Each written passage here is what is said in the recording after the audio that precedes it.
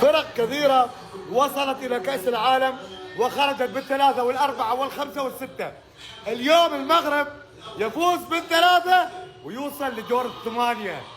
المغرب فريق يشرفك، تعلم من المغرب، تعلم من المغرب. وعلي وبالثقة اللي فينا المنتخب المغربي هذه الكيكة قبل المباراة. ألف مبروك للمغرب، ألف مبروك للمغرب، ديما مغرب، ألف مبروك لملك المغرب ولي عهده الشعب المغرب من الإمارات. نقول لكم ديما الإمارات وديما مغرب، ديما مغرب، ديما مغرب.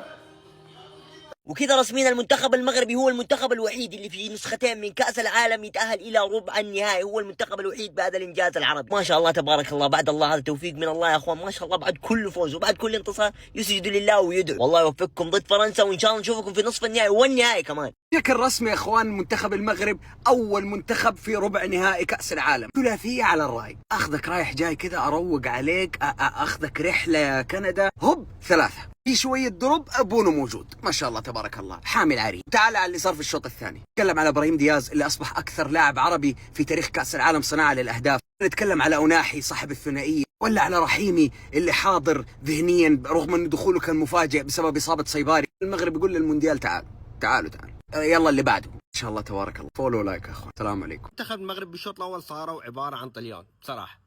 منتخب مغربي ما يعرف يخرج بالكره، منتخب مغربي جاي يعاني بوسط الملعب، المنتخب الكندي تكتيكيا افضل، المنتخب الكندي كانتشار افضل، فرص المنتخب الكندي اكثر. نتمنى الشوط الثاني وجه ثاني للمنتخب المغربي، وانه يعرف يعالج هذا الخلل بوسط الملعب ويقدر يصل مناطق المنتخب الكندي. تحيه. انا ثلاثة ما عجبتنيش شوية، كان المفروض توفى ستة كما كانوا يستناو الحاقدين. ستة باهين، ستة تربح المغرب بستة وتتعدى ربع نهائي كاس العالم مع فرنسا باهين. ثلاثة شوية.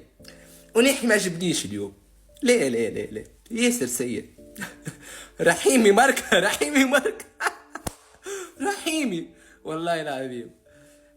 مغاربة حاجة عادية، المغرب تأهلت لي ربع نهائي كاس العالم، متعودين يعني كل عام نتأهلوا، فهمت؟ كل عام نتأهلوا، حاجة عادية. أكيد مش نقلبوها الدنيا احتفالات وحده عادي. المغرب ربحت كندا، تأهلت لربع نهائي كأس العالم، تلعب المباراة الجاية مع فرنسا عادي. كنا أليز عادي، ماتش باهي، بدلنا شوية المود، يعطيهم الصحة وكاهو. دونك حاجة عادية. المغرب صار المنتخب الإفريقي الوحيد الذي يصل لربع نهائي كأس العالم مرتين على التوالي، والمغرب كما قلنا هو المنتخب الوحيد الذي شرف جميع المنتخبات العربية والإفريقية في كأس العالم، وحده تأهل. فاهم ولا؟ الحمد لله ما شاء الله ما شاء الله. والناس الحاقدين يستنوا في سقوط وصول الأطلس ما زالوا باش يستنوا. بإذن الله إن ينصركم الله فلا غالب لكم. ما شاء الله عليهم، ربي يحفظكم وكاهو. وإن شاء الله لما فرنسا زادت تفرحونا وتكمل الاحتفالات. السلام عليكم. منتخب المغرب يفوز على كندا 3-0 بالثلاثة. يا أخي ارحم، يا الأسد ارحم، يا الأسد المغربي اللي شجعتوا كندا. لا أبوكم لا أبو كندا فوقكم. صيح، سمعني صياحك في الكومنت انت وياه. سفيان رحيمي يسجل الثالثة، رصاصة الرحمة من سفيان رحيمي. يا أخي والله مرعب المغرب. ألف مبروك للمغرب وللشعب المغربي. أنا كإماراتي أقسم بالله فرحان من قلب. من جد يا اخوان المغرب فخر العرب، قدموا شوط سيء لكن الشوط الثاني قدموا شوط مرعب وخيالي، فازوا 3-0 على كندا. المباراة هذه أوناحي الين اخر دقيقة يا اخوان، أوناحي سجل الهدف الاول صاروا، والثاني كمان زي ما انتم شايفين كمان صاروا، والثالث جاء من رحيم المهاجم النادي. لكن كل هذه الاهداف يوقف وراء شخص واحد، ابراهيم دياز يا اخوان، كاكثر لاعب يا اخوان عربي صناعة الاهداف في كأس العالم. ابراهيم دياز بعد الصناعة الاخيرة وصل عنده 4 اسيست يا اخوان، متعدي محمد صلاح وحسام عوار وكثير من اللاعبين. أوناحي اليوم ما شاء الله ماخذ تقييم 8.9 يا اخوان، وابراهيم دياز 8.3. اللي خلى المغرب ترجع يا اخوان هو بونو يا اخوان. هذه اللقطه في الشوط الاول وهذه اللقطه كمان في الشوط الثاني عشان تعرفوا بونو ابدا ما ياخذوا المغرب. بعدين لعيبه المغرب نهوها يا اخوان انهم جالسين يشربوا دموع المنتخب الكندي وقليلا من الشاي المغربي. اقسم بالله انتوا فخر، انتوا عز، انتوا فخر العرب وليس فخر فقط. انتوا فخر العرب، انتوا يلي بترفعوا الراس، انتوا يلي مؤهلين لبطولة كأس العالم. قسما بالله انتوا مؤهلين لهالبطولة التاريخية. 3-0 بالدور الإقصاء قدام المنتخب يلي فاز 6-0 على قطر، منتخب عريق. 3 على كندا لحتى يروح إلى الربع نهائي. وهيدي رسالة مني بتمثلك يا مغربي، هاتونا فرنسا، هاتونا فرنسا. هيدي رسالة مني على كلامك يا مغربي، هيدي حتى براسك. أشرف حكيمي وخادم عالمي وخا عز الدين ناحي وخا يشبه مناحي. أنا مو قايل لكم الموضوع ما صار حصان أسود ومفاجأة البطولة، ما في، هذا الطبيعي صار في المغرب ما شاء الله تبارك الله. ألف مبروك للشعب المغربي ونحبكم بالزاف ونحماق عليكم ونسقل بقي. 2 رايح و3 جاي، يعني المغرب حاليا تقول يا ليت كل المباريات كندا. بدأت المباراة وفي الدقيقة 20 صارت مصيبة، كارثة حلت على المنتخب المغربي. هداف المنتخب سيباري يخرج مصاب. طيب أنت اللي دايم تفوزنا، أنت اللي دايم طيب إيش الحل؟ وناحي قرر إنه يتكفل المسؤولية، خلاص أنا حي لسه، خلاص لا تشيلوا هم. من هنا سجل هدف. الهدف الثاني مين سجل اتوقع؟ برضو ناحي. عاش الدور الولد ما شاء الله عليه، يعني ما ادري هو بين الشوطين قاعد مع صيباري واخذ منه العلوم ولبس جزمته قويه، ما ادري بس انه صار هداف ما شاء الله. ورصاصة الرحمه تيجي من رحيم سفياني في نهايه المباراه وباي باي كندا، خلاص مع السلامه، البطار هنا وتعرفوا ديرتكم قريبه. كذا المغرب اول المتاهلين لدور الثمانيه وعقبال مصر يا رب. اكتبوا لي في الكومنت تتوقعوا المغرب فين توصل، انا اشوفهم في النهائي اشوفهم. لايك فولو شير تعالوا الاصفر الباي يا اخوان، دائما متواجد هناك وصلوا على النبي. سلام عليكم.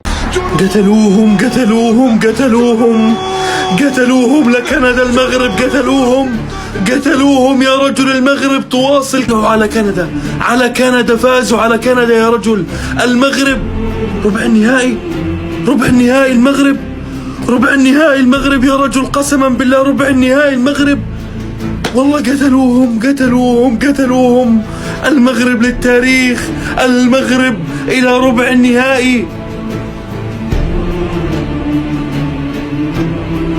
انا من رايي نشيل اسم كاس العالم ده ونخليه اسمه كاس العرب علشان نمشي الدنيا بقى. مصر امبارح والمغرب النهارده والافراح موجوده للعرب. رسميا المنتخب المغربي بيقسو على صاحب الارض على كندا 3-0. المغرب مشت رجليها بس مع كندا جابت 3 اجوال. المغرب في دور الثمانيه وان شاء الله ده مش اخر دور للمغرب، احنا مستنيين المغرب في نص النهائي والفاينل كمان ان شاء الله. وياسين بونو خيره على المغرب من الاخر بقى عشان نكون واضحين. ياسين بونو بيشيل المغرب ما شاء الله وبيحمي المغرب ما شاء الله برضه. ياسين بونو هو نقطة الفرق بالنسبة للمغرب. هجوم المغرب قادر ان هو يصنع الفرق، ووجود الشيخ مزراوي في الفريق لوحده بركة للفريق. الف مبروك للمغرب، مستنيين الفرحة في الدور الجاي. انا عارف ان الخصم الجاي هيكون صعب بنسبة كبيرة، هيكون فرنسا، ولكن انتوا قدها زي ما احنا قدها وهنكسب الارجنتين احنا كمان. وكندا مشات ارى فرنسا، وكندا مشات ارى فرنسا. الله على الشخصية العظيمة، الثقة اللي شفتها اليوم يا جماعة. مباراة فزنا فيها بالذكاء. شوفوا معي إحصائيات المباراة بالأهداف المتوقعة، هم متفوقين علينا، صنعوا خطورة أكثر منا لكن كنا أذكى منهم وفزنا بنتيجة كبيرة زي ما انتم شايفين 3-0. أول لاعب لازم ننصفه ونعطيه حقه، أعظم حارس عربي بالتاريخ، وهذا تصدي اللي كان بالدقيقة 10 منعرج المباراة، والكرة هذه لو دخلت هدف المباراة كانت بتتغير. والحمد لله الشوط الأول عدى بخير، ومع بداية الشوط الثاني حكيمي بفاول بذكاء يا إخوان يلعب الكرة لأوناحي ويخدع لاعبين المنتخب الكندي، وناحي يحطها على طريقة توني كروس ويسجلها. اليوم شفنا نسخة أوناحي اللي كنا نشوفها ب22 مستوى مو طبيعي من أوناحي اليوم. إبراهيم دياز أخيرا بعد شفنا مستوى إبراهيم اللي كنا نبغاه. إبراهيم يناول لأوناحي، وناحي ما رفض الهدية ويسجل الهدف الثاني، والمباراة انحسمت بعد ضغط يا إخوان مو طبيعي من المنتخب الكندي. وسفيان يضع بصمة تأكيد ويسجل الهدف الثاني ويحسم المباراة. من يتفق معي اليوم هذه المباراة أمام المنتخب الكندي كانت أصعب من مباراة المنتخب الهولندي على المنتخب المغربي، لكن هذه المباراة لاعبين المنتخب المغربي كانوا أذكى بكثير وقدام المرمى كانوا أذكياء. عموما ألف مبروك للشعب المغربي، صار اللي كان متوقع والطبيعي. بإذن الله بربع النهائي المنتخب الفرنسي راح يجي ونشوف بإذن الله تمشي. عموما صراحة ما تقطعوا رأيكم في الكومنتات، لا تنسوا لايك فوق حسابات كلها فوق. تشاو رجعت. لو وصلت معنا لحد هنا ما تنساش الاشتراك في القناة وتفعيل جرس الجرس عشان يوصلك كل جديد، ومع السلامة.